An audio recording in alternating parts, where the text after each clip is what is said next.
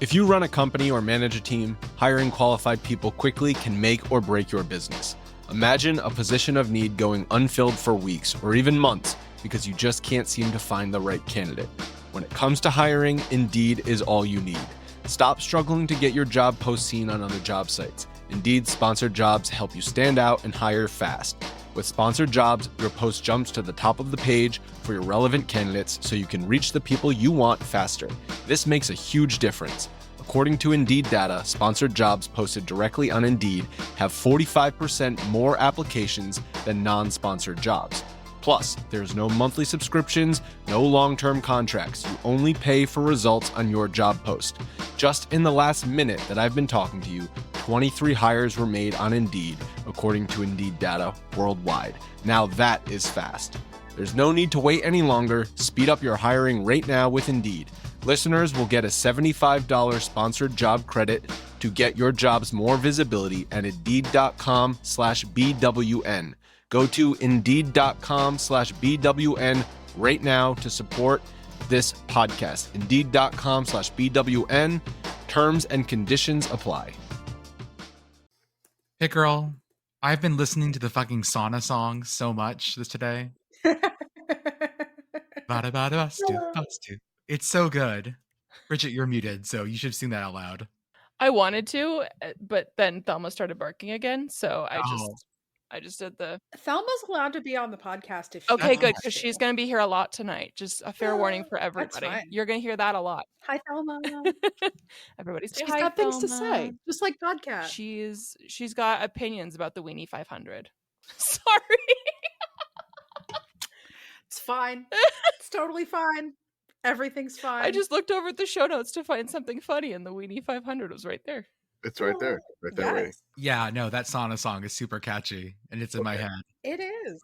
I mean, that's the whole We're not thing doing about this Eurovision. again. We're not doing catchy. Eurovision at the beginning of the podcast. I'm just talking about the one sauna song. No, I'm done. You can talk What about if it. you just- No, Sauna's so it's aspirational. We love saunas. Saunas. You have to say it the Finnish way. Sauna. Yeah, we gotta go to the UP or go up here on Flathead Lake. I know where a sauna is. I was going to say that you could just go outside where Commish is, but I guess San Antonio is more of a dry heat. Yeah. It's wet as shit. No, it's only like 60% humidity.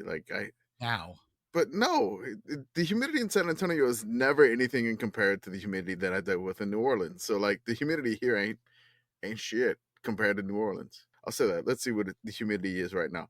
21%. Summer in Central. We're fine. Yeah, summer in Central PA is also extremely moist, but not as moist as I've never been to Louisiana, but I did go to Houston in late September once. It's very, very similar to New Orleans humidity wise. Very moist.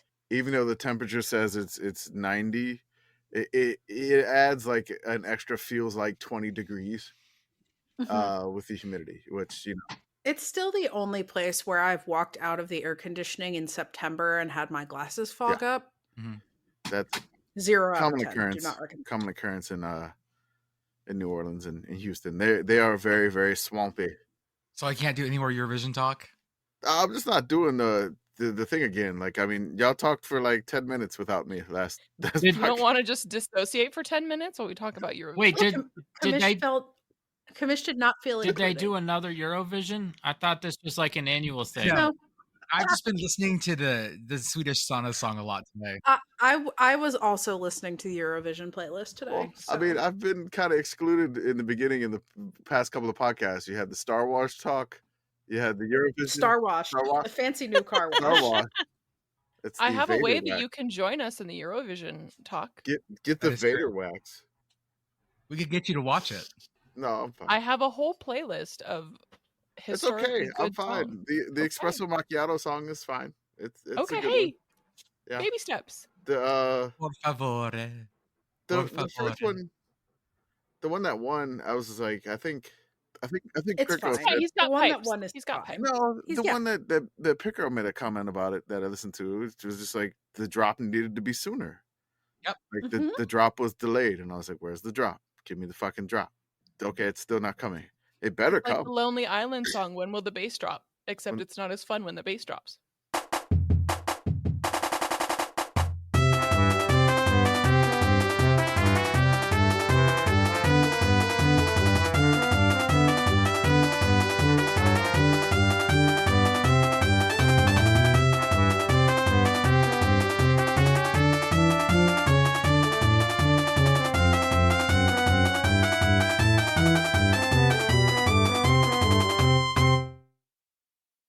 Welcome, everyone, to the Six Committee Podcast. This is our podcast for the evening of May 20th, 2025. As always, I am Jordan. With me tonight, I have Commish, Brigit, Pitt Girl, and Arthur on the ones and twos. Commish, how are you, sir?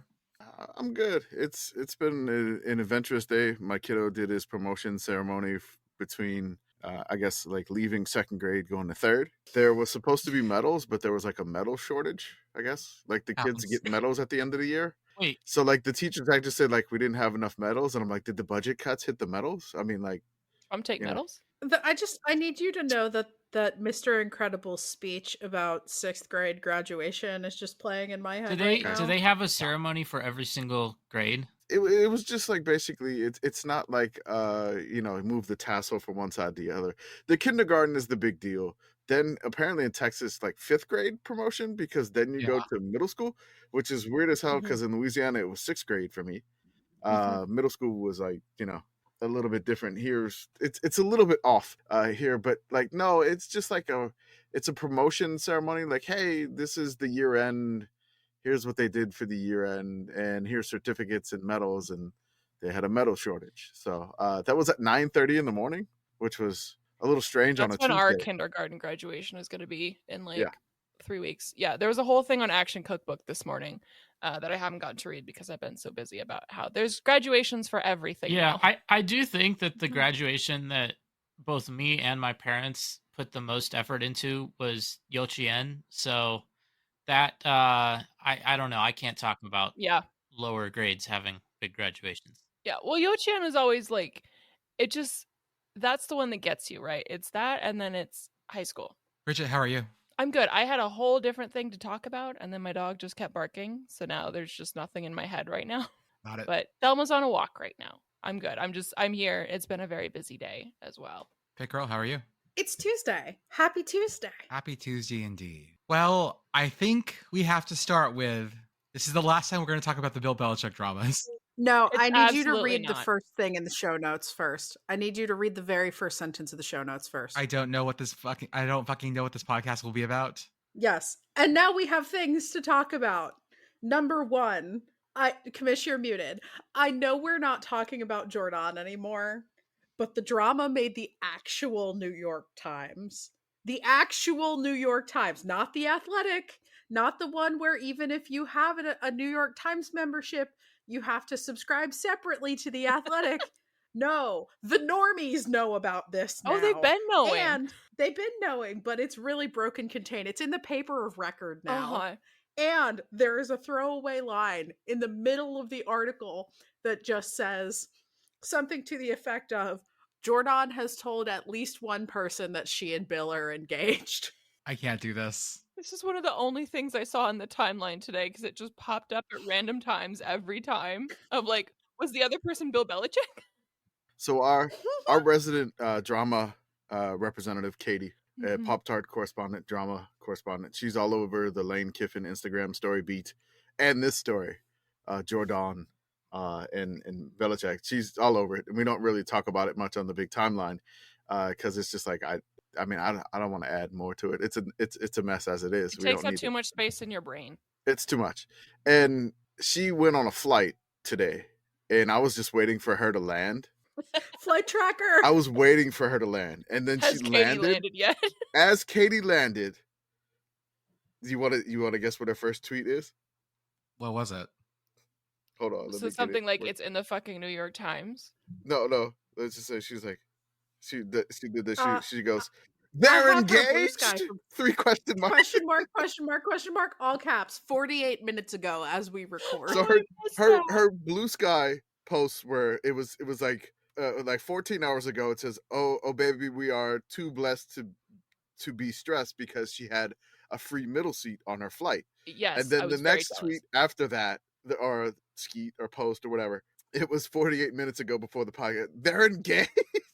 And I was just waiting for her to land because I wanted her reaction. Just refreshing the timeline, like, where's Katie? I was like, I don't know where she's going.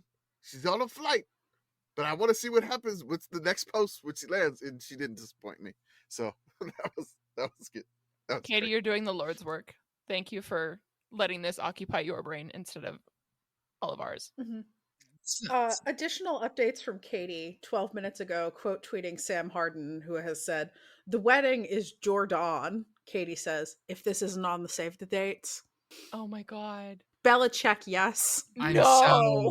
I'm so done with this whole thing.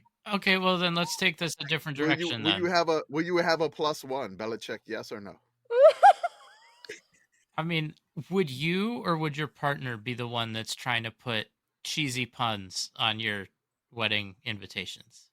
I know if I ever get married, I'm going to be the person that is putting the dumb stuff on there. If I had had my way, we would have run up to the woods and eloped. So this doesn't count for me. Well, if I would have had my way, the wedding would have been in New Orleans. Yes, we'd have had a reception on the riverboat in the Mississippi River, but that didn't happen. No, I don't know if we did anything cutesy like that, I would say. Yeah. But if anybody were to do it, it's the lady that created the Stropsta. So, because I've said if I ever get married, I want the invitations to say on them, "We got a wed," which is a reference to a 90s movie starring Stephen Baldwin and Lawrence Fishburne. Where Lawrence Fishburne has the line, "We got a fled." The movie is called Fled. And that's on your car when you leave the church. We got a fled, just married. Yes. Okay. Got it. Yeah, I would like to approach a hypothetical wedding with at least some humor. The problem here for me, and obviously I'm not going to provide too much information about myself or about Obnoxiously Pit Boyfriend, but he has a somewhat ridiculous last name. And so there are some opportunities there. It's yeah, that's all. If you know, you know. Does it bother you, Jordan, that there's another Jordan now that we talk about more than you? No. Her name is Jordan. Yeah. Is it? I think we've all collectively decided that it's Jordan. Is it weird that Jordan's dad is 49? Yeah. It's incredibly weird because Bill Belichick is how old? 73?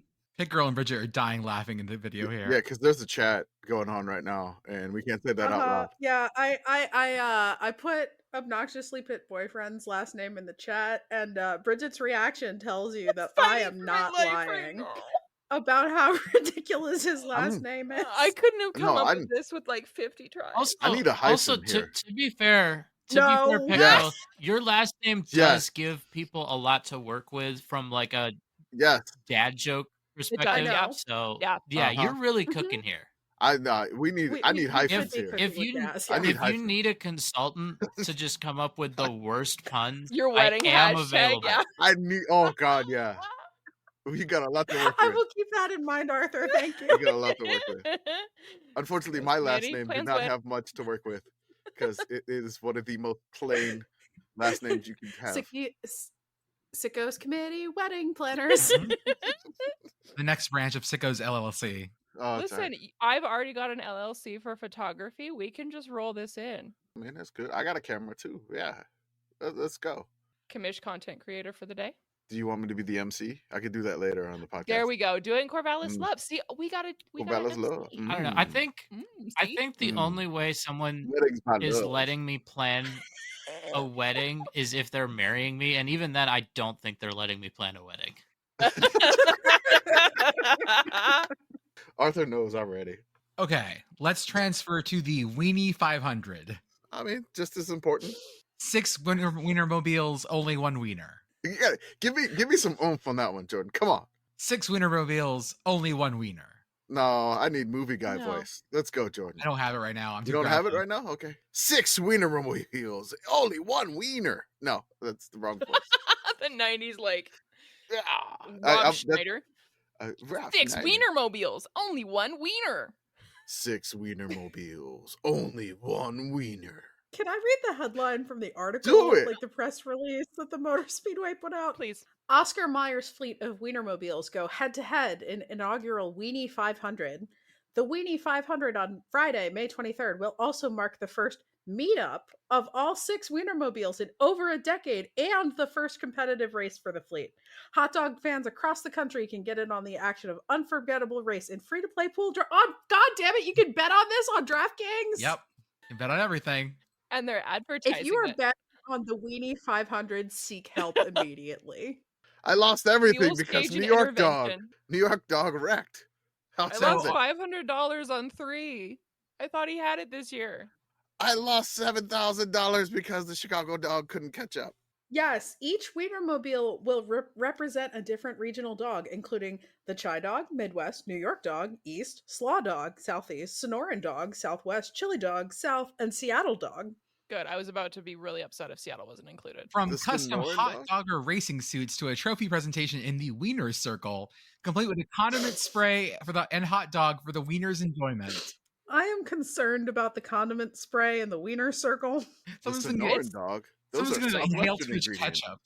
I wonder if they'll. Like an aerosolized I ketchup. wonder if they'll be able to use the car elevator that they have that they use for race cars, because the Wienermobile, like I've seen it in person, it's a lot bigger than a race car. Like pretty much all race cars, with the exception of maybe like NASCARs and like that one BMW M8, are a lot smaller than you think they are because you only see Yeah. them next to other race cars.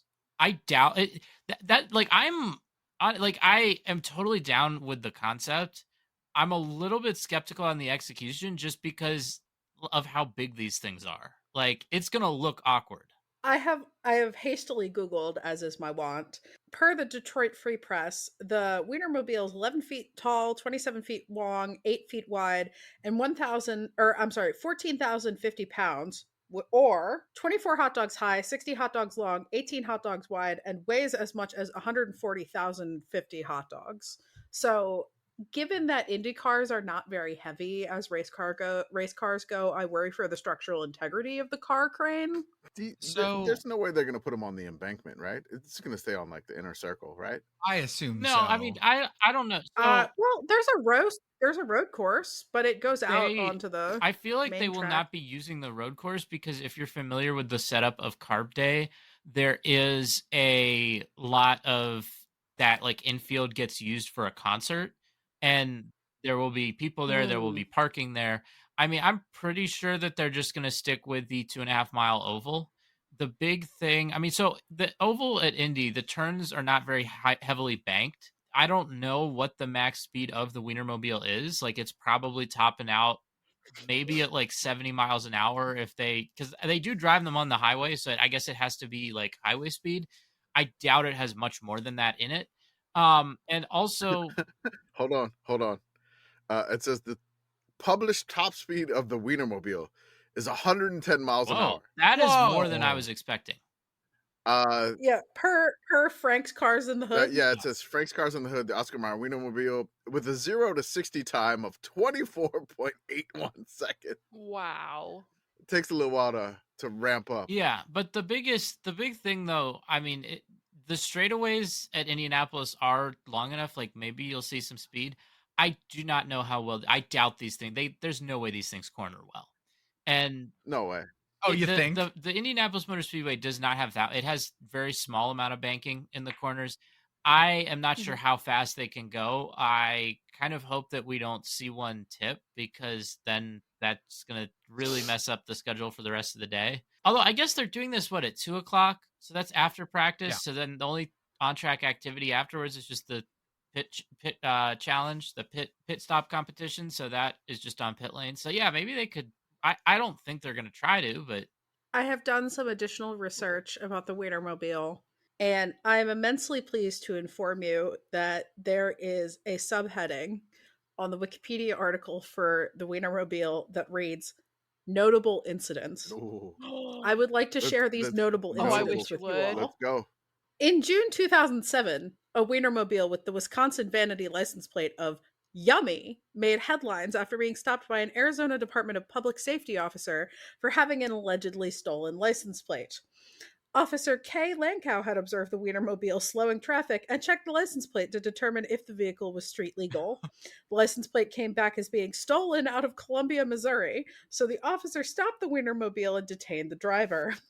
Oscar Mayer had not notified police that they had obtained a duplicate replacement plate after the previous one was stolen, and that it should be considered stolen only if not on a Wienermobile. The Wienermobile was released soon after the error was discovered.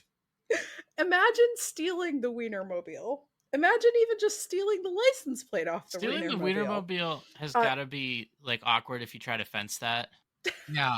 No chop shop is going to take the Wienermobile. This is incident 1 of 5. Okay, keep going. For the record.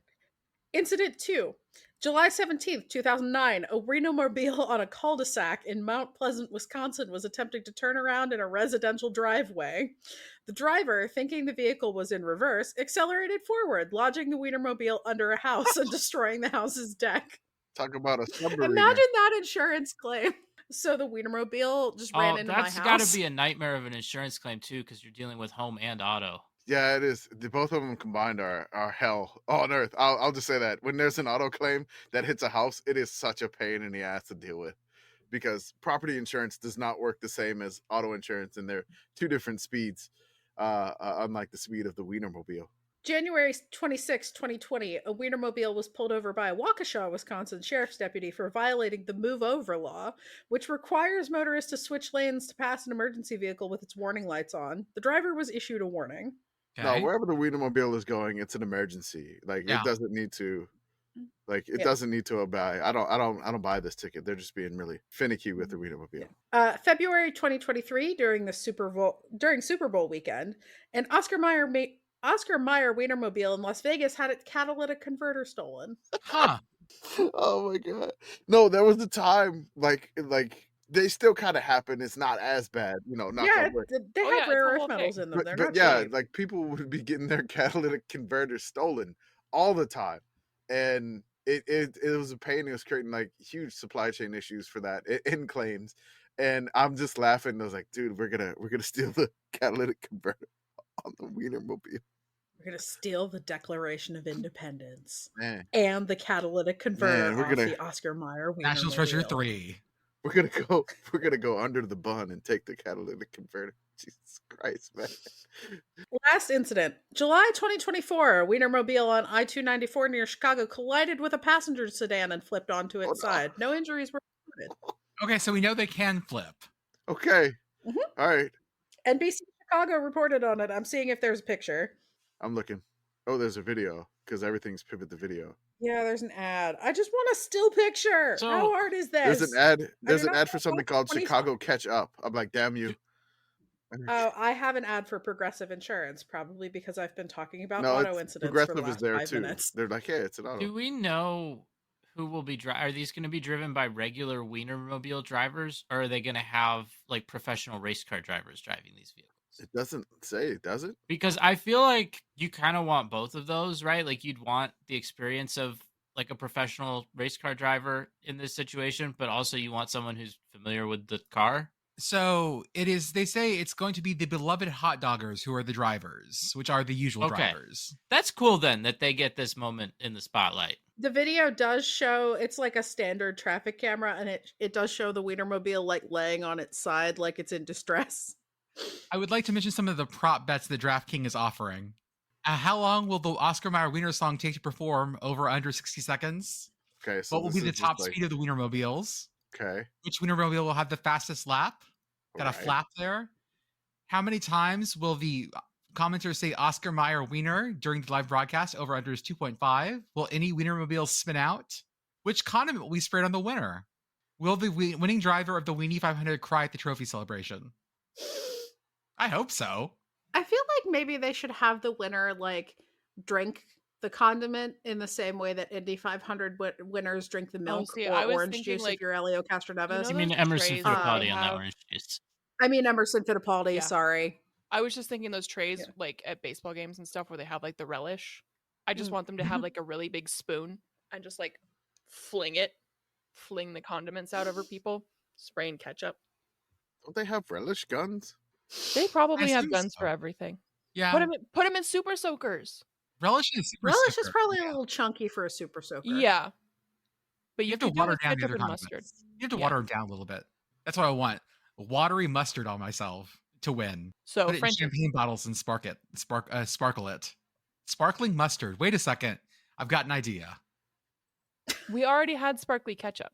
It was the early 2000s. God. Anybody else remember the like extremely food colored like squeeze margarine? I thought it was on the ketchup, but yeah, I remember the margarine too. Yeah. I do have one concern as well with kind of condiments going wild. if that happens here with this, because you know, because it's someone's well, no, kink. because oh god, okay, we're going that way tonight. I mean, to be fair, you did say condiments Yeah, gone so wild. You put that in his brain. I'm just worried about like staining, right? Like, because I feel like ketchup, mustard, like a lot of condiments are just terrible for getting out of clothing. And normally I wouldn't be as concerned about it, but this event is happening like about a block away from the headquarters of Home Field Apparel. So there has to be a limit, right, on the condiments. Home field can just stand there and just hand out little samplers of OxyClean. It's going to take more than OxyClean to get barbecue sauce out of there, whatever they're going to use. Probably not barbecue sauce, right? Probably ketchup. No, that's weird. Why would you put barbecue sauce on a hot dog? I mean, you can put it whatever you want on a hot dog. I mean, yeah, like I'm out here happy to argue with the Chicago people about ketchup specifically. Mm-hmm. But like, I don't know, barbecue sauce hot dog strikes me as weird. Mayo hot dog? No, fuck no. What? Mayo What? nothing. No. Mayo bad. I'm sorry. Love you you. Not say that. Love you, Duke's mayo, but mayo bad. No, mayo great. Mayo goes on everything. No, it doesn't. We've talked about this on the show before. I'm okay with mayo as an ingredient in things. So, like, I make elote. I use Duke's mayo when I make elote and esquites. I do not like mayo on things. It also goes I in think it pimento makes cheese. sandwiches worse. Yeah. Wow. If I don't get invited back to the mayo bowl, it's going to be because of you. I mean, Beth went to the mayo bowl and she can't even have the mayo. It's true. They have the vegan mayo now. She can have that. That's true.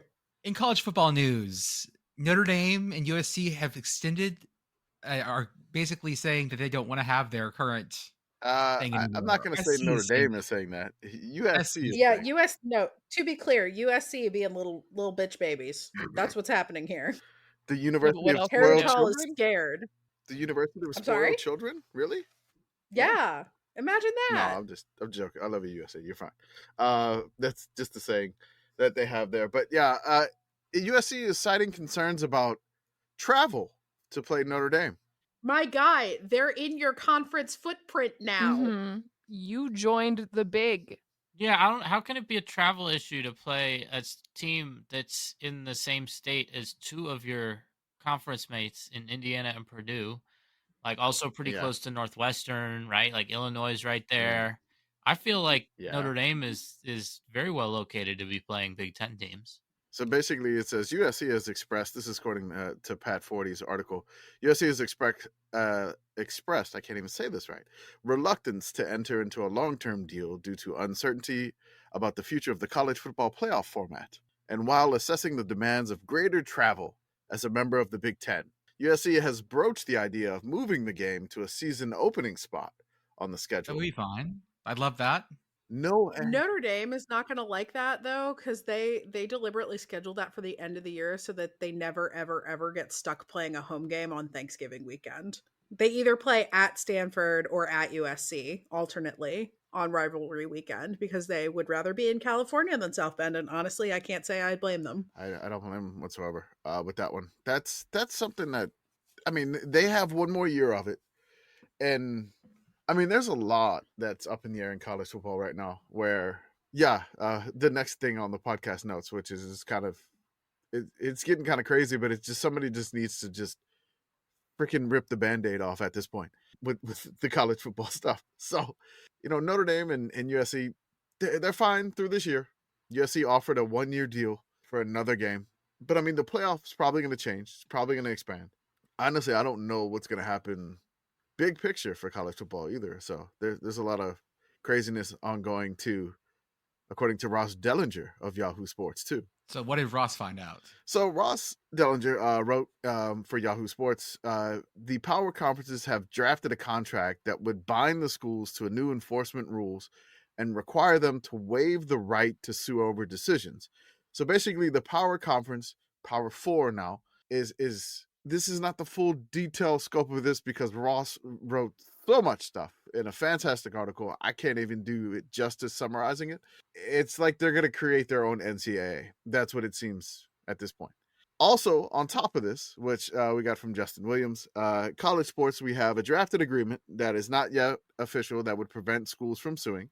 We have a new non-NCAA enforcement arm, which does not exist, and it's contingent on the House settlement, which has not yet been approved.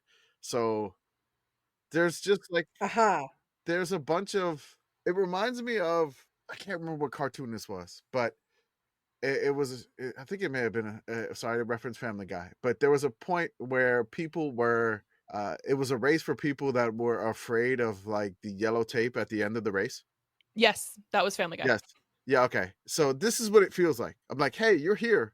Somebody just needs to break through the tape. Let's go.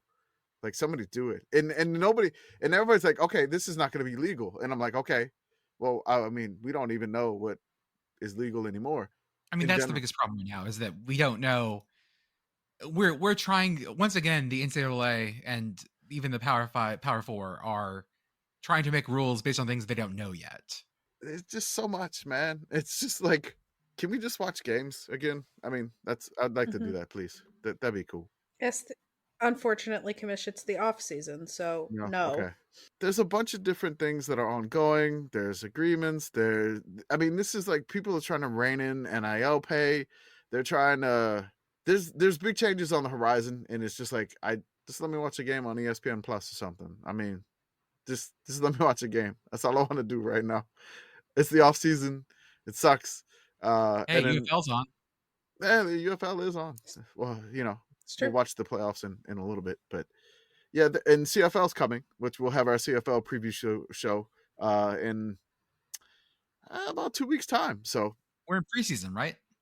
Yeah, they just had the CFL preseason, the first game yesterday. It was the Calgary Stampeders versus the BC Lions. The first touchdown pass of the preseason was a deflected pass that bounced up high in the air.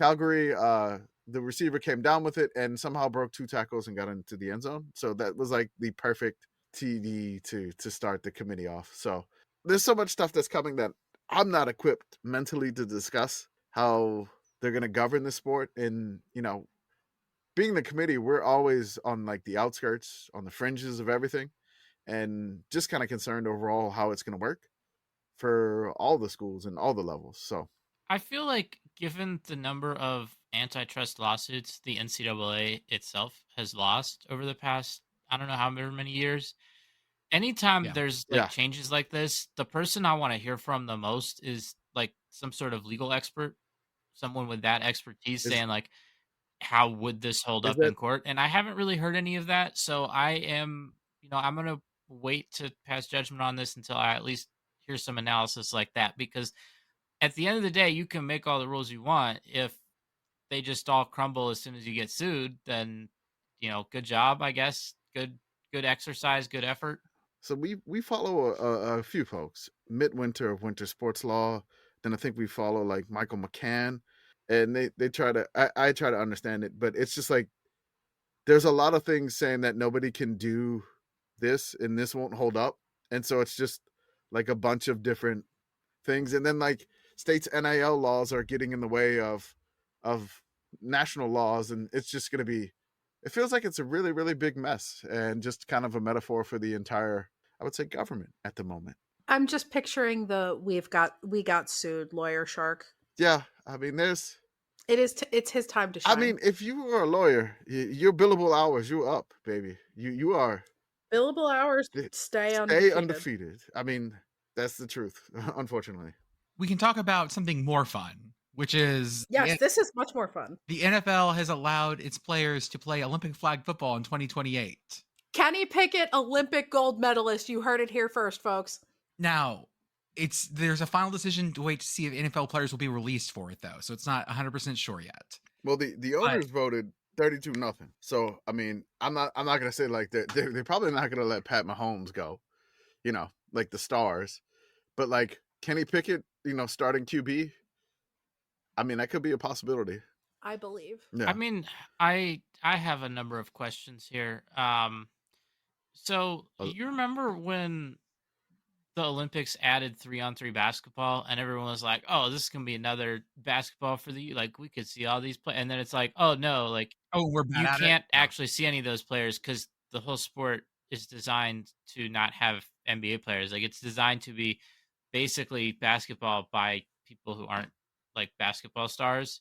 And there are, first of all, like, flag football did not just get put in the Olympics by, someone just trying to come up with a football thing for the Olympics. Like, there's actual people playing flag football right now.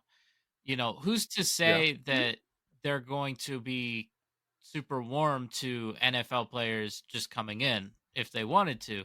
Also, who's to say how easily NFL players can actually like make that transition, right? Like, with the 3-on-3 basketball, they put up like hoops you had to, like, qualifications you had to jump through that like any like NBA player could not meet because they scheduled them for the middle of the NBA season. They did it on purpose. But I like, it's a cool headline. I think we're still a ways away from this being a reality. The Olympics don't take place until 2028, but I'm just going to look at I have flag football knowledge based off of this stuff because we watched it in the World Games in Birmingham, and the United States did win. They defeated Italy 46-36 in the gold medal game. The flag football world championships themselves, the most recent champions, United States men and women. The most titles, United States men, 6 titles. Most titles for the women, 3 for the United States and 3 for Mexico. So if you saw like they have the NFL commercial where they were like running the ball throughout all over the place. The Mexican flag football team, the women's team was in that too. So they are, one of the powers in that. So like the United States, their flag football team is really, really good. I don't know what it's going to take there. And I don't want to like equate this to like this. This is not going to be the dream team thing. No, because I mean, flag football is really not like I've been killed in flag football tournaments, so I gotta be careful. But like, it doesn't seem like there's like the speed and the agility which the NFL players have may not be able to be matched by the other teams. But again, it's still a game. You still got to grab flags. You still got to. Your moves are a little bit different. It's going to be fun, and it's going to be something for the LA Olympics that's going to be quite entertaining. I have another thing about the LA Olympics before we get off this, and I forgot to put it in the show notes. Another new sport coming on for the LA Olympics in 2028 is lacrosse, which is super exciting. But I read an interesting article in, I think, ESPN. Don't quote me on this. About how lacrosse is becoming an Olympic sport for the first time.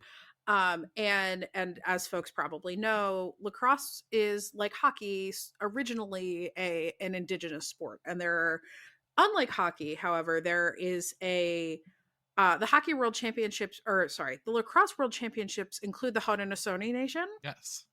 And they travel under their own passport and participate and are many, many, many time champions, and are very good at the sport that they invented, and rightfully so. I have a friend that I used to play an internet game. She's a part of that community. It lives up in Canada, so that's awesome. So this is all really cool. They always play in the international lacrosse championships. Like, the lacrosse community is very cool about this, as they should be, because lacrosse wouldn't exist without them. But you know who's not being cool about this? The IOC. Yeah.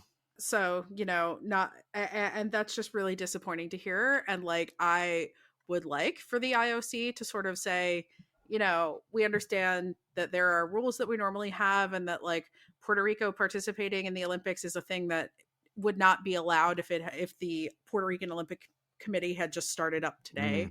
And all of this, and like, but like, come on, they invented the damn game. Let them play. There will be flag football at the World Games this summer. There will be flag football. Yes. In Chengdu 2025. Oh God. We're gonna have to do what channel is that on? I think it's gonna be on the Olympic app again, but I'm not sure. We're gonna have to preview this because we got World things Games like Chengdu, yeah. Okay. Starts August 7th, stops August 17th. Perfect. Right before week 0. In Farm Ogeddon. This is what gonna get us into shape for it. Definitely. Let me throw that in the reminder thing so I don't forget about it. What is 311 night? Excuse at me? Union Omaha. I don't know. Try that again. That's right. Dog ain't playing. You've upset Thelma. Yeah, Thelma you ain't playing. upset my dog. 311? There we go. Yes. I don't know 311. I'm sorry, what? I don't know 311. How do You you know not? 311. You know 311. I know you know 311. The only thing that I think of when I hear 311 as a phrase is the like earthquake and tsunami that happened in Japan on March 11th, 2011. It was on 311 day, yeah. Mhm. That's but I'm saying like I really have never heard of this. I think it's a band based on context clues. Like, but yeah, I've never heard of this. It is a band, yes. Yeah, I've heard of them. I don't know. Jordan's just acting like he doesn't heard. He's not heard. No, of them. no, He's pretending to be seriously. too cool for 311, which, I mean, like, okay, I but called it 311. That should tell you. you're just really a big fan of calling before you dig. That's 811. Mhm. I don't. Damn it. Or was that 411? No, that one's for information. Call before you dig. Okay. Okay. San Antonio. What's that one? Oh, 811. That's right. Okay. 311, at least here in Pittsburgh, is like the hey, I want to get in contact with like the city or some other public service, but it's not an emergency. Like if there's an like a Customer car service. accident, you call 911. If there's just like a pothole in the road, you call 311. That's But right. now, Yep. 311. now telephone hearing number. Jordan talk about 311 like a thing, I'm imagining like, so they're doing a 911 spinoff just as like 911 Nashville. What if there was a 911 spinoff that was 311? Like instead of Just the non-emergency number. Yeah, it's just a non-emergency procedural. Could we make that like a Parks and Rec style, like 311 Mhm. like sitcom? Yeah, actually, I think that's what that is just Parks and Rec. Because a lot of the like small stuff that they have to deal with that drives an episode is like a 311 call type thing. I have a tagline for our hypothetical, not quite Parks and Rec show. Per Wikipedia, a promotional website for 311 in Akron described the distinction between 311 and 911 as follows. Quote, burning building? Call 911. Burning question? Call 311. Apparently, 511 is traffic. Oh, yeah. PA 511 is like an app with a map now. Okay. So And 511 it is shows traffic. like accidents on the turnpike and stuff. 611 is for payphones, I believe. 711 is for text to voice. Okay. I feel like 711 should be for Slurpees.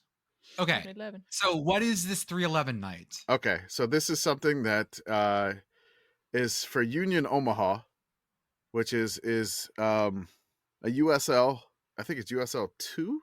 So it's the league below the USL, and it's just basically it's 311 night. The lead singer, they're gonna do a post-match mini set performance from Nick Hexum. Apparently, there's something called Omaha Style. Omaha Styly. Didn't think there was Styly. one where the radio's That's right. weak and the shows are more Yes. fun. Okay. So this is it's 311 night. It's on June 12th. It came across the timeline, and I just made a whole bunch of bad references. And the Corden correspondent who lives in Omaha wants me to read these bad references to all of the 311 songs in a radio DJ voice, but like a drive time radio DJ voice, not Corvallis Love. Okay. In like he's challenged me, so I'm gonna give it a try. Hey Omaha, are you all mixed up and don't know what to do on June 12th? Well, you should come on down to the Union Omaha game if amber is the color of your energy. No need to write us a love song, but just get your tickets below. Hang around after the game for a beautiful disaster and bonus concert. That was pretty good. Thank you. It was pretty good. Can I do it in Corvallis Love voice? Would you feel more comfortable doing it in Corvallis I Love think voice? so. You could also just say Maybe. visit Omaha in your best Corvallis Love. Visit Omaha. Oh yeah. Hey Omaha, are you all mixed up and don't know what to do on June 12th? Well, you should come on down. No. No.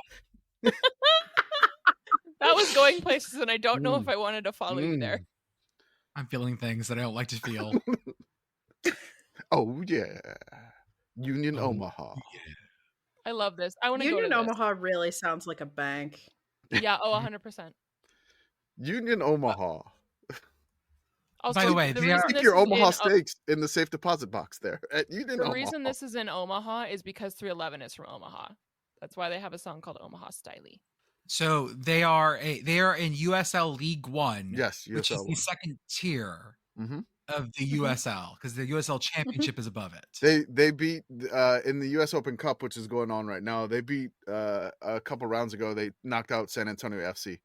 San Antonio FC is a league above, but Union Omaha is kind of like the they're a little bit of the giant killers, along with the Burrito Boys of El Farolito in the US Open Cup, which that is going on now. Are the Riverhounds playing, or is that tomorrow night?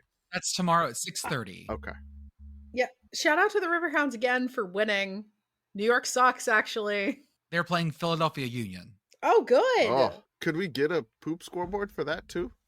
I mean, I don't know. Or would it be like poop PU or whatever? Poop U. I have no idea how that works. We have some John Oliver news. Oh. John Oliver of Last Week Tonight.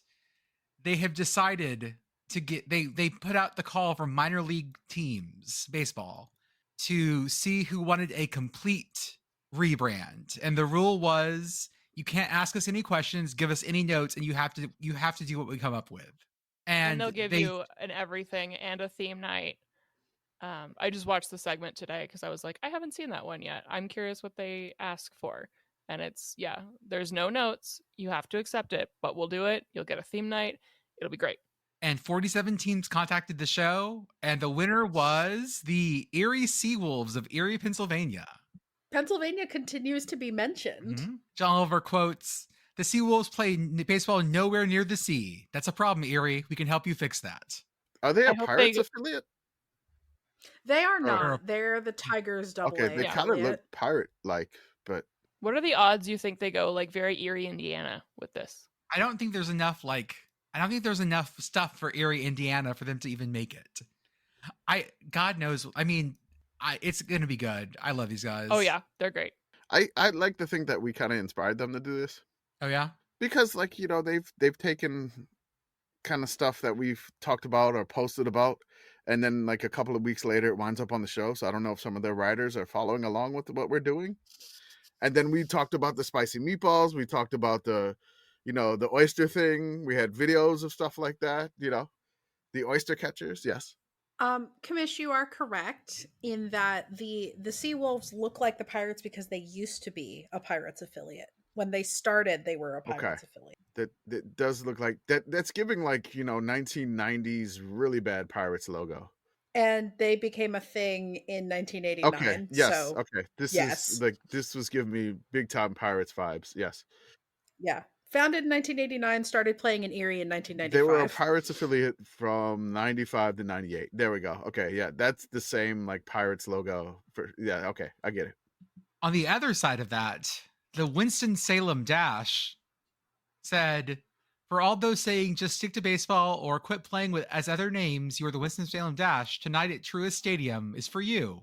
We've seen your social media comments and think you could be onto something. Tonight, during Promotions or Stupid Night, we'll have no giveaways, no specialty food items, nothing crazy on the video board, just baseball." As the Winston-Salem Dash. So one of our followers, I think it was Clert, who was a Mayo dumper a couple of Mayo Bowls ago, says that that's basically their hometown team. And so he's like, yeah, they're just doing that for this night. The Promotions are Stupid Night. And then he said tomorrow night is Walking Taco Night. Then they have something called Bump and Run Night. So we immediately are back on the theme night. Grateful Dead Night. And then they play as another team on Saturday, the Winston-Salem Italian Beef. Listen, sometimes you just need a reset for 24 hours. Just take a break, let yourself relax, no pressure. Promotions are Stupid Night, I think, is for all the real grumpy dads out there. Mm-hmm. Oh my God. Look at this Italian Beef logo. Oh my God. Yeah, it's the most stereotypically, I put it in the chat. It's the most stereotypically Italian thing.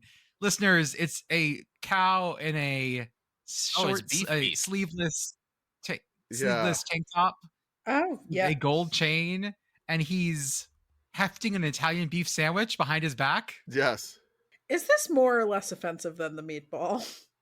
This is like espresso macchiato levels of offensive. Mm-hmm. You can be racist against Italians. It's fine. Can I admit something here though? I saw the no promotions and I was like, oh, that could be cool. That's a good bit. I like that. And then as soon as I saw the very next night, Walking Taco Night, I'm like, oh man, I'd rather have I'd rather have walking taco night. Like, I'm sorry. As soon as I saw the next one, I was like, oh no, I'm in on this next one. By the way, they're walking tacos, I not too would like traveling half tacos. off a walking taco. They're walking tacos. I definitely, we've definitely had this conversation before, but a walking taco is just like taco shit in a like bag of Fritos, right? It's very weird to me that you don't know this because I associate this like deeply with high school band. But yes, walking taco is personal size bag of Fritos or Doritos with all the taco shit in it, and you eat it with a fork, and then you can walk around with it. And as Arthur said, it is walking tacos. It is not traveling tacos. We love you, the Willard years, but you are wrong about this. I saw at the Riveters game I went to, they were selling walking tacos, but they had like pre-made bags, right? So like usually like when you get this at like someone's tailgate or at a concession stand at a high school football game or a band festival or something like that, you just like they have like a 36 pack of Doritos bags that they then open them up, put the things in. The ones they were selling at the Riveters game that I went to were like everything's already in the bag, like they're just opening them up and like it was all in there. Like it wasn't like they were assembling something. So clearly like Frito-Lay is in on the walking taco now, and they're selling like pre-made walking tacos now in bags. How do they keep all the stuff from getting soggy? I don't know. I didn't order one. They don't. I was tempted. Man, I gotta get a walking taco sometime. So the thing that we have is Frito pies. So you open a thing of Fritos, you put chili and nacho cheese in it. I thought Frito pie was like walking taco casserole. You can do it that way. There's a couple of different ways you can do Frito pie, but the Frito pie and the walking taco are basically the same thing, I think personally. A Frito pie doesn't have all the veg.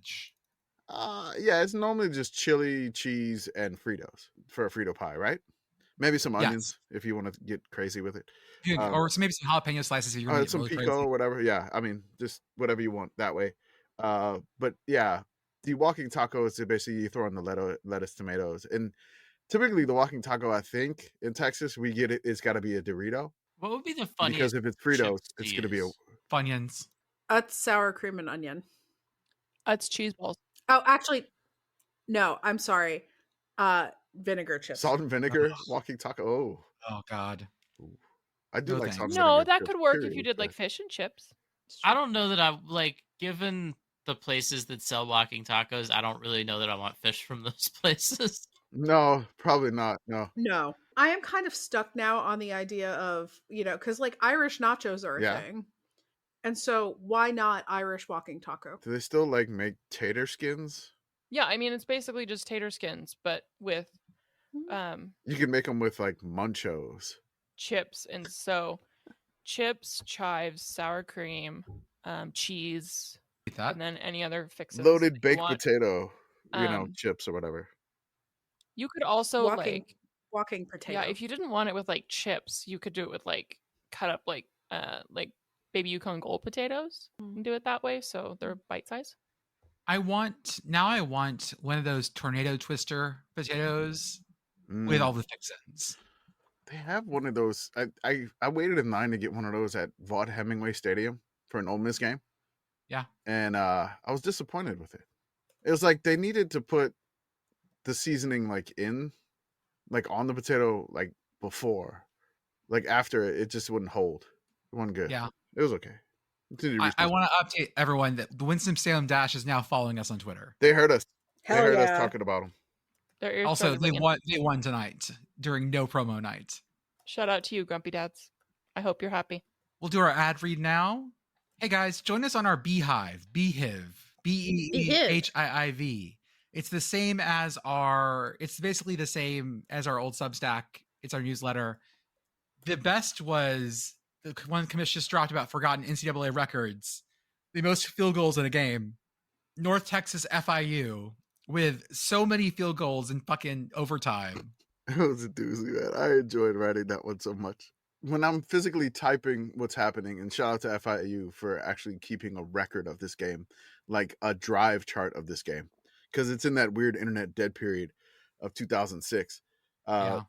Shout out to them keeping it, but my mouth was just wide open every time I would get a new, get to a new overtime period, which there were 7 of them. So it was incredible. A great read for me, and just a lovely record. I don't know what record I could get to top that now. It's going to be tough, but I'm going to keep doing the series. So I got to figure something out. But that was a glorious read and write for me. We have our Patreon for $5 a month. You get access to our Discord, chat with us during the week, come up with suggestions for ideas on the podcast, or just help us do research. Right now, I'm starting to compile our non-NCAA champions list. We could always use more help. We got a lot of research going on right now. We got more folks that are like adding stuff where we do the fun maps, our distances from stadiums and stuff. Shout out to our newest member from Finland, who actually found a picture of the 1989 Porgy Bears, or Pori Bears, sorry, not Porgy. And that was coached by Mike Leach. That's right. In 1989. There was not a picture of him with the team, which I couldn't find it, but he took over the Pori Bears and he led them to be 3-6 that year. So after they got relegated. So it was a big improvement for the Pori Bears, and he was gone after a year. Go to our merch store at sickoscommittee.org to find a bunch of new stuff that would make you happy and be good for your house. Live the Sickos lifestyle. We have a YouTube. We just posted a new video about the trials of Dennis Erickson. The trials, the journeyman coach. It's not often that you get a college football head coach that you could also consider a journeyman, like a college football Hall of Fame head coach that you could consider a journeyman. But like his career was so weird, and with 2 different stops in the NFL, 3 different Pac-10, 12 schools where he won Pac-10, 12 Coach of the Year at 3 different schools in 3 different decades. So, I mean, it was just kind of almost 3 different decades. I think the one at Oregon State's like right on 2000, 2001. But yeah, an incredible career, very wild, fun to write. And thank you for Brigit for kind of putting my silly voice over the photos I gave you and make it nice and pretty into a slideshow. We have our Instagram, our Twitch. Shout out to Message Board Geniuses podcast. They go the places we refuse to go. And as always, for the softest, comfiest, licensed collegiate apparel, use Home Field Apparel. Use offer code yes, ha ha ha, yes, 3 ha's for 15% off your first order. I'm wearing my favorite Texas shirt today. Brigit's wearing her cat shirt. Commish is wearing his Tulane Wave shirt. And Arthur is rocking... No, sorry, not Tulane. Sorry, Pepperdine. Pepperdine. Tulane's cousin that went out west. Pitt Girl has a Yingling.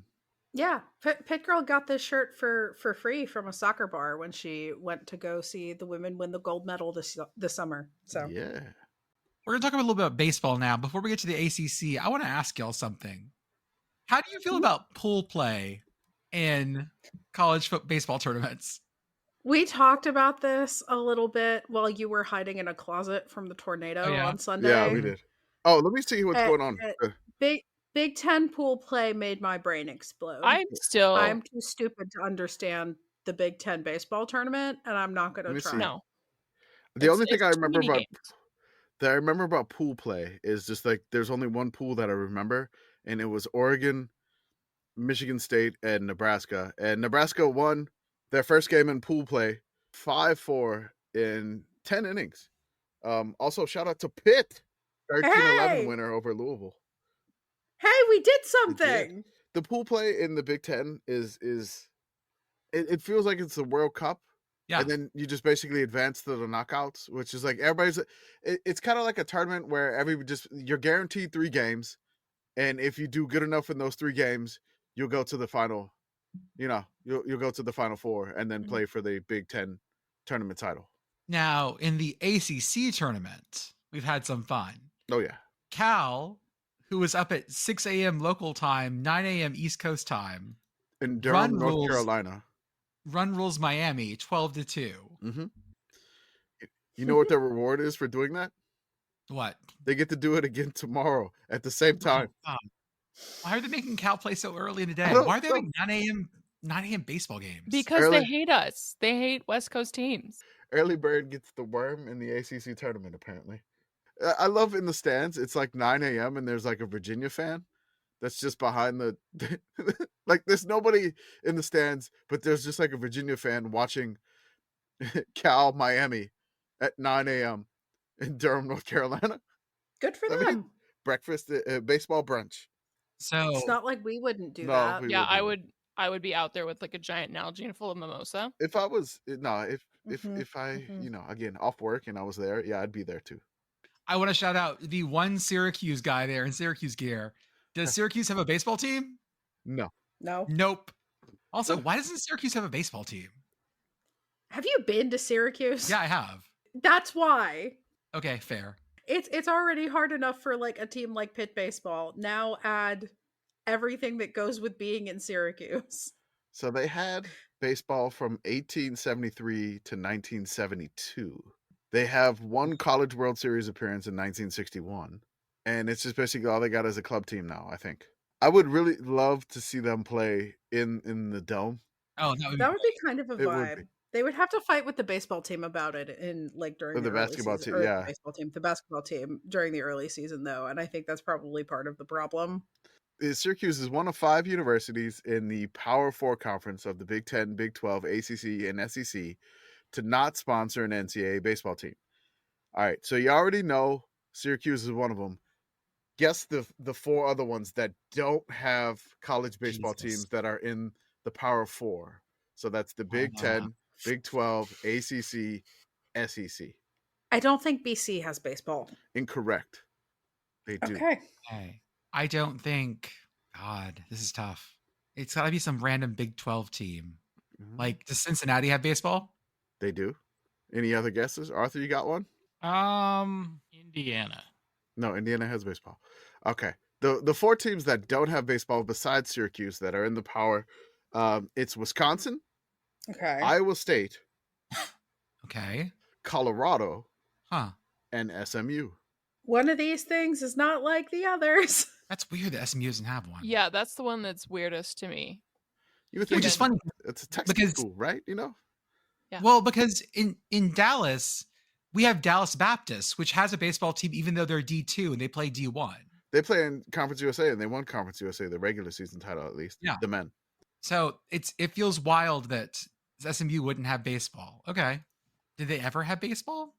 SMU? They did. It was cut off, I think, in 1980. Did their 1980. Did their baseball team get the death penalty?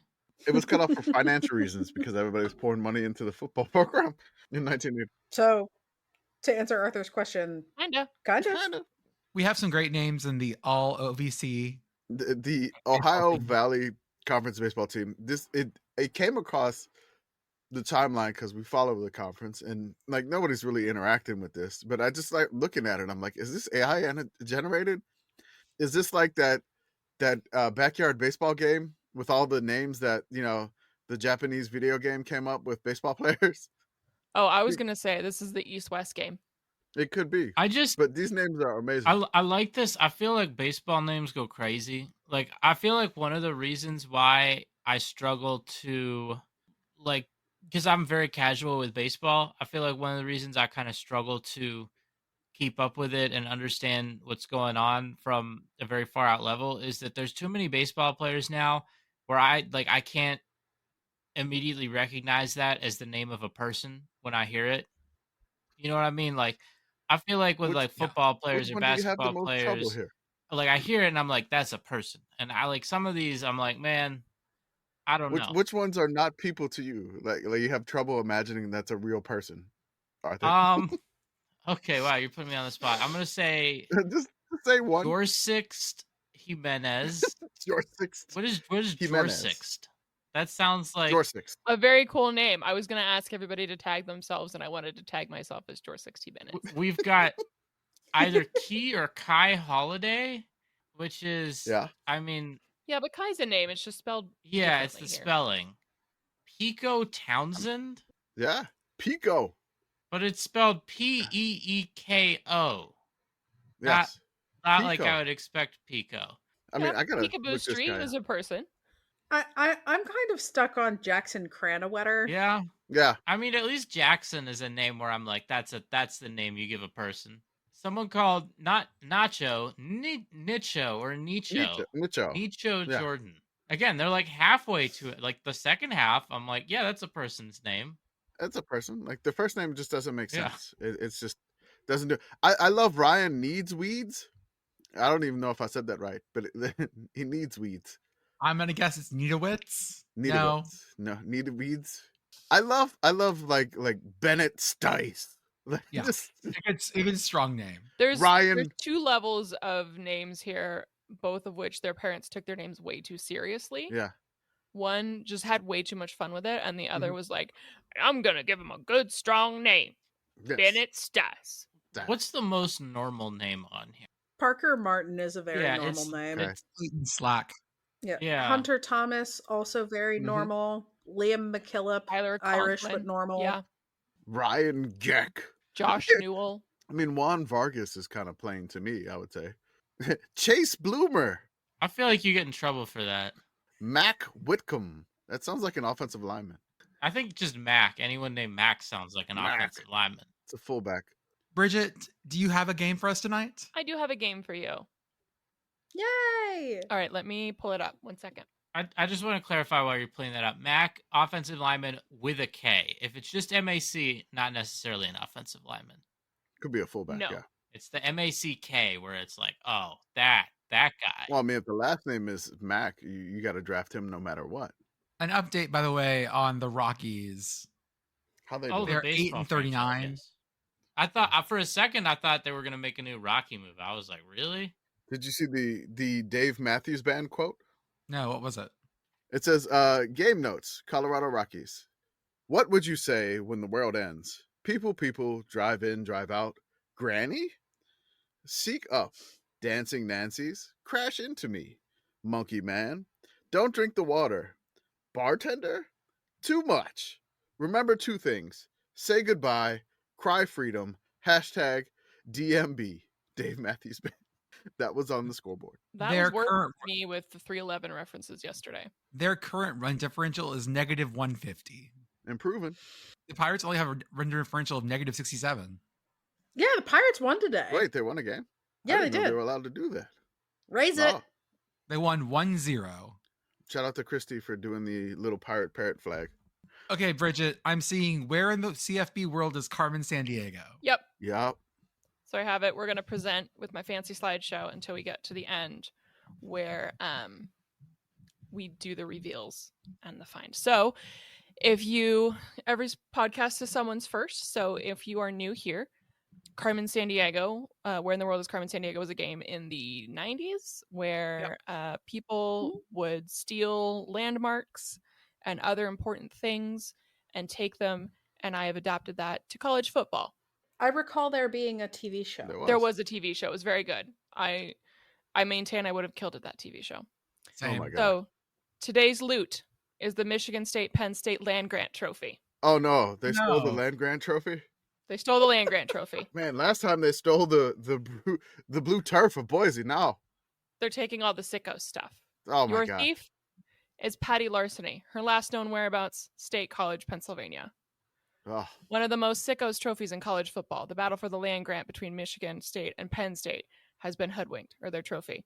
Patty Larceny, looking for a statement piece that would really tie the room together, made off with that massive piece of hardware. Gumshoes, take back the trophy and crack today's caper, tied to the land. God, I She love would have had to have a fucking hand cart. Uh-huh. it. She had a dolly.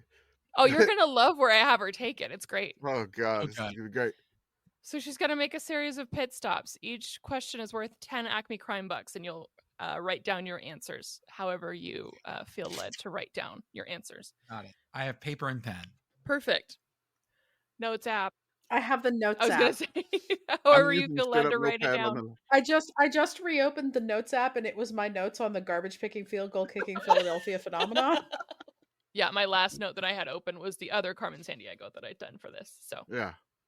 So 10 Acme Crime Bucks. Patty made her way into ACC territory to hide out in the mountains in Blacksburg, Virginia, at Virginia Tech University. So, your first question. Everyone knows the famous entrance to Enter Sandman. In what year did this tradition begin? I'll give you 3 choices. 1998, 2000, or 2003. And when we go down the line, we'll go Jordan, Commish, Arthur, and Pitt Girl. I'll give you about 5 seconds. We're firmly in new metal territory here. You're not going to really go wrong guessing one of these years. Okay, I got my answer. How we feeling? We locked in? I'm locked in. Yep. Okay. Jordan, go ahead. 2000. Okay. Commish? I went with 98. I think it may be a little too early though. Arthur? Man, this is tough because I don't have any conception of this song or the band that does this song outside of this song at Virginia Tech games. So I'm going to go with 2003. Pitt Girl? I also had 2000. The correct answer is 2000. Cha-ching. Okay. And I hope someone's Yay. keeping score because I am not. You got it, Commish? Yeah, I got it. Thank you. Next question. What is the full government name of this school? Listeners, if you've never realized this, Virginia Tech is not the legal name of the school. It's just what It's they not. call it. So your degree, if you're from Virginia Tech, says something different. I think it's the Virginia Polytech Institute. Okay. Commish? I have Virginia Polytechnic Institute. Okay. Arthur? So the legal name is actually just VA Tech, Va Tech, and you're supposed to pronounce it Va Tech. Tech, got it. The legal name of the university in Blacksburg is Virginia Polytechnic Institute and State University, damn or it. VPISU. That is correct, Pitt SU. Girl. I forgot the SU. Thank Shit. you. Yep. You got to get the SU part on the end. Mm. Well, Because and I know the VPI I see in my VPI, head. yep. Yeah. Yep, because it's Gobblers. in the Hokey Damn Hokey it. High chant, Yeah. but they don't put the state university part in the Hokey Hokey High chant. Today, I just learned how to spell Peekaboo Street, by the way. Because I did it phonetically when I searched it. I don't know why I still, anytime I see Blistex, I associate her with that commercial. Oh, yeah. Oh, yeah. Yeah, that's it. What is the name of the cannon fired after every score at Virginia Tech football games, and after whom is it named? Oh, I have no clue on this one. I'm going to say it's the Jefferson Cannon named after Thomas Jefferson. It'd I probably was like, be the that's other. going to go one of two ways. That was probably I'd probably say that's the University of Virginia if they had that. Yeah. There's a name of this. It's like I see the plaque, It's but I on can't. a shirt from Home Field. I own this shirt. No, I don't know it. It's Okay. I feel Arthur, like you got it's anything? not Howard, but yeah, it's something different. Okay, here's my guess. It's notable because it's still named after Justin Fuente. They haven't gotten around to like changing that up, even though they fired him. So that's my pick. It's the Washington Cannon. Oh, Cannon. The name of the cannon is Skipper, oh, and Okay. it's That's an named after adorable name. JFK because Oh. it was inaugurated in 1963. okay. Oh, Okay. okay. And there's a very good Home Field shirt that has them firing the cannon. If you want to go buy that shirt, it's nice and comfy. Okay. Patty then fled up the Appalachians all the way to the University of Maine. Ooh. Oh. So, your first question. In what town is the University of Maine? I was just thinking this. You'll notice I didn't put it on the slide like I did with the others. Okay, we locked in? Yeah. Okay. Yep. Jordan? It's in Orono, Maine. Yep. Yeah. Commish? Or no. Okay. Or no. Arthur? Or no. Yeah, I didn't know that. I wasn't gonna say. I was just random Yeah, places in Maine. I will be honest and admit that I also did not know Yep, that. it's in Orono, Maine. I would have just said I didn't know how to say it Bangor. though. Bangor. Yeah, I was going to say Portland because I can name like 3 places in Maine. It is the place where my largest geographic, like, I know a lot of New England fairly well. I've never been to Maine. I know nothing about it. It's actually pronounced Orono. Or no, right? So I had it right. just- Okay. Oh, I can see it in my head now. I got okay. Orono. So I did have it. I Yes. had the I pronunciation almost had right. you guys spell it, but I was like, that's too easy. Okay. Your next question. The universities of Hawaii and Maine have one thing in common. What is it? And it's unique to these 2 universities. Oh, so it's not something that's unique to other universities, too. Nope, it's just these 2. What do they have in common? There's the rub. I learned this today as well. So if you don't know it, it's Okay. not it's not like a huge deal. I'm gonna say that they are. This is lame. They're both Sea Grant institutions. Okay. Commish? So it's the same. Okay. And they share this? I mean, like the furthest distance schools in Division 1? They have a color modifier in their team names, maybe. Like one of them is what, like rainbow something like that. It's black. Yeah, and you got the colors there, which is not the rainbow is obviously a bunch of colors. You got the color on the other side. They both offer a bachelor's degree in fishing science. That'd be good. Both of these schools are on an island, and they're the Oh. only schools that are on an island. Are you sure? Because I feel like there's another D1 school called the Islanders. But there's no football team. Oh, there's no football there. That's right. No. And they're not on an island. They're on an isthmus. We've been over this. So they're the peninsulars. I don't know. Come at I me. don't know. We'll see. Not me saying him Corpus. We'll see who's Monster Island is actually a peninsula. We'll see who's right No way. once sea level rises slightly, and then sea level will rise more, and it will just not be there anymore. So. Well, yeah, and then Miami's going to be on an island too. Like, there's going to be a lot of island schools, but for now, this is what they have in common. Okay, that's interesting. I do like the idea of Texas A&M Corpus eventually becoming Texas A&M underwater. It's like in a Kind bubble. of, yeah. Okay. Texas Atlantis and Mechanical University. Wow. There's already the Sea Aggies. That's Texas A&M Galveston. Okay. Last question. Name 2 of the conferences in which this school has played. I'll start it. Sure. They've played in the Yankee Conference and the CAA football conference. I mean, that's basically mine, but if you guys have the same answer, you guys have the same answer. Yeah, it's just I was like, I'm trying to figure out if, like, I mean, you could probably throw in the some other conferences, but I want to give up more names for everybody else. I feel like they've been in the Patriot League maybe at some point. I'm just guessing conferences that are out in this geographic area because it's more fun to guess ones that haven't been said. I'm gonna say America East. I do not know ball, and so I am also just guessing conferences. The NEC, because Maine football just means something, and the Patriot League. The NEC, the America East, the Yankee, the CAA. Would the A10 counter? Probably. Yeah. Okay. Yeah, they've been in the A10. Yeah, I just trying to. Yeah. I was gonna throw that in there, but Yeah. I'm looking at the map of the University of Maine just for the hell of it, because as soon as you said the island thing, it's basically surrounded by the Stillwater River and the I can't even say that. I think it's Penobscot. Penobscot, yes, river. Yeah. Yeah. So that's basically what it is. Yep. It just circles the entire island where the university is. And so you wouldn't think it would be an island, but it's just kind of River Islands count. They count. Yeah, it counts. Yep. Yeah. I was like, wow, okay. Which I thought was very cool, and I wanted to bring it in here and That was let cool. everybody Yeah. know that they're on an island. Now we Now we Now know. you know. This is fun facts. Annoying as Finding heck, no refuge in the mountains. Oh. Patty headed to the plains of South Dakota Oh, Ooh. at South Dakota State University in Brookings. Question number 1. We're going old school Carmen San Diego. What is the capital of South Dakota? How do you spell it and how do you say it? okay. If you played Carmen San Diego, you know it. The question is, how do you say it? It is Pierre, pronounced Pier. Yeah, Pierre, and it's Pier, even though I want to say something else. Yeah, I mean, I agree. It's the same as what they all said with the Pierre, and it's like Pier, like Piers Morgan type pronunciation. Mm-hmm. Or like Pier 1 Imports. Yes. Yep.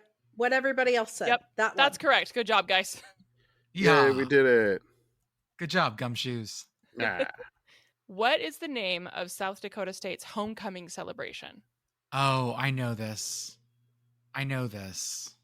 There's a whole thing on Wikipedia about this where I just look know. at it I know. and I kind of tilt my head. It's like, oh my God, I know this. It's like Bum Day. Is that your answer? It's Bum Day. Bum Day. Okay. Commish? Hobo Day. Arthur? God damn it. Oh boy. Okay. I feel like, because I know that this is a team that has changed their name as like over the years because the old one was a name you can't have anymore. Man. Wrong team. Is that? Oh no, Yeah, that was North Dakota. That was North Dakota. That was was North the Dakota. University of no, North maybe Dakota. I was thinking of South Dakota, like heavy. I don't know. No, I don't think South Dakota used to have. It was North Dakota State maybe that they had can- to change it. Okay. Yes. No, North Dakota regular. North Dakota heavy. Yeah, I knew one of them up there was Yes. like that. But, Yeah. I mean, I'm just trying to think of like things to guess as a name, like what would be fun. I'm largely coming up empty, so I'm gonna say that they call it. I'm gonna say they just call it the day. Like they're like, oh, The we don't day. need any other adjectives or The day. yeah, just the day. I am going to be honest and write down tell you what I wrote down. Rather, because I feel like Hobo Day is right and that we've talked about it on the show and then I forgot about it, as I do with everything else that occurs on this show. Same. But I wrote down Jackrabbit Jump. Oh, I like That's that. a much better day. The correct answer is Hobo Day. It's Hobo Day. They God have a damn bum it. mobile. They do have. It's kind of a vibe. It's- If I though. hadn't had like an hour to put this together, I would have just like been down a really big Wikipedia Yeah. wormhole. Yeah, it's a whole thing. It is Your a whole last thing. question. How many years in a row have the Jackrabbits qualified for the FCS playoffs? And I'll give you 3 options. Ooh. 8, 10, or 13. I'm gonna say 8. What was the one in the middle? 10? 10, yes. I'm gonna go with 10. Oh, this is tough because I feel like if it's more than 10, it's going outside the bounds of when I really started following college football. So I'm going to go Mhm. 10. I don't want to go any higher. I'm also going to say 8. It is 13. Ooh. Oh damn! Yeah. I thought they were more of a recent thing. You think that. Yeah, me too. And yet, according to Wikipedia, which is never wrong, it's 13 in a row. All right. I have one tiebreaker bonus question. I don't think there's a tie. I just want you to think. There's one thing that connects all the schools that we've visited so far. What is that one thing? Maine, South Dakota State, And And Virginia Tech. Virginia Virginia Tech. Well, it's not the island thing.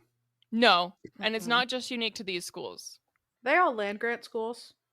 That is correct. They are all Yeah, land-grant I would schools. think so if Yeah. they got the land grant trophy going on. That makes Yep. sense. Good one, Pitt Girl. So that with the bonus point, we're all tied except for Arthur.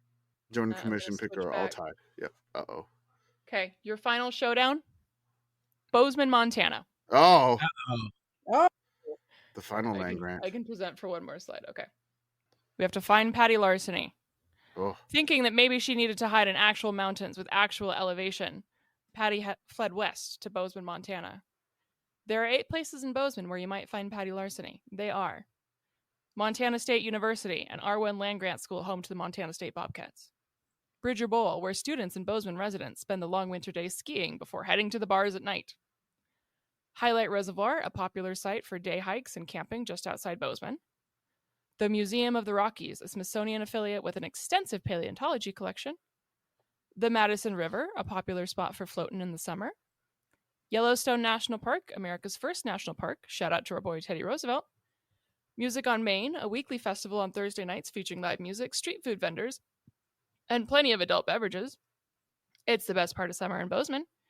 And Sweet Pea Festival, a yearly arts and music festival taking place every August. So, for those who haven't played or who need a refresher, to win, you have to find the Turf, the Warrant, and Patty in that order out of these 8 options. the trophy. the you mean? trophy. Or the trophy trophy. was last game. Yeah, sorry. This is what I mean when I had an hour to put this together. No, all good. Okay. I just want to make sure Nope. the trophy did not Turn into get turf. swapped for the turf somehow. Yeah. Okay, so the trophy, the Warrant, and Patty. So we'll go down the line again. Jordan, Commish, Arthur, and Pitt Girl. You will guess a place, and I will reveal if she was there, or if the Warrant is there, or if the trophy is there. And you have to remember to find them in order. So loot, Warrant, crook. Jordan, go Museum of the Rockies, please. Oh, Okay. You found Okay. Patty, all but right. not in order. Let's do Highlight Reservoir. No dice. Well, I guess I'll say the same thing that someone might when they open up Paramount Plus. I guess I'll start with Yellowstone.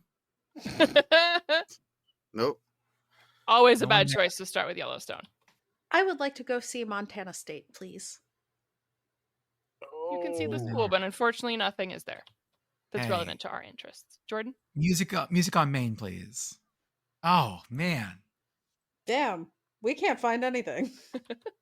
I found something. You did, just not in order. What haven't we picked at this point? Gotta remember. Yeah. Mm-hmm. I know what you haven't picked, but I can't tell you. No, I'm just trying to figure out. I can't. It's like kind of far away from me. So sorry, I know this. Okay. Canva does not give me I'm gonna make good it, options for viewing anything. I love it.